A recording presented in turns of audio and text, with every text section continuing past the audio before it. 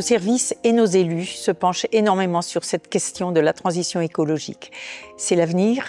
Nos jeunes ont besoin d'avoir un confort et de pouvoir effectivement demain travailler dans les meilleures conditions. Il faut diminuer de façon significative votre dépendance aux énergies non renouvelables.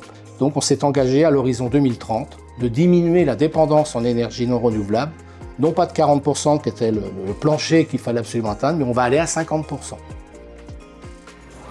À leur arrivée en 2021, les élus de la collectivité ont souhaité adopter une démarche ambitieuse et vertueuse visant à diminuer les consommations énergétiques du patrimoine.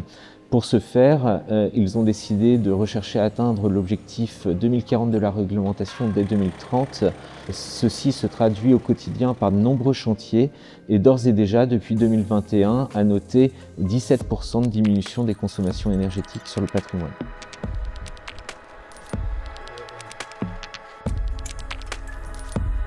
Nous faisons très attention à toutes les salles de classe, bien évidemment, mais aussi au niveau de tout ce qui touche l'énergie. Dans nos collèges, les choses sont repensées pour permettre que demain, la chaleur n'envahisse pas nos collèges et que nos collégiens puissent travailler aisément.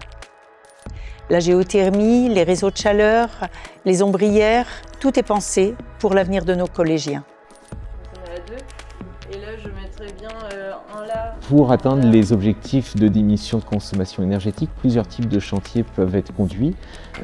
Par exemple, des travaux de remplacement des éclairages des établissements de relamping pour passer au LED, comme c'est le cas cet été au collège Jean Mermoz à Angers.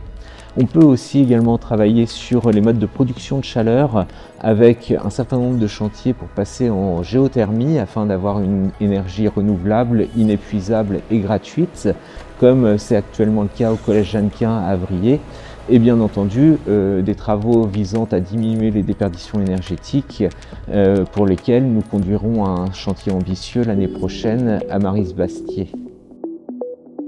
D'ici à 2028, auront été conduits ou auront été initiées 15 opérations majeures sur le patrimoine des collèges, avec, à titre d'exemple, en cours en ce moment sur le collège des Fontaines à Thouarcé, une extension visant à créer 7 salles de classe, ou encore en étude de conception pour lequel nous venons de déposer la demande de permis de construire la restructuration de la cité scolaire Mounier-Lursa à Angers, et bien entendu le dossier de construction d'un nouveau collège public sur la commune de Beaupron en Mauges, actuellement en étude de conception.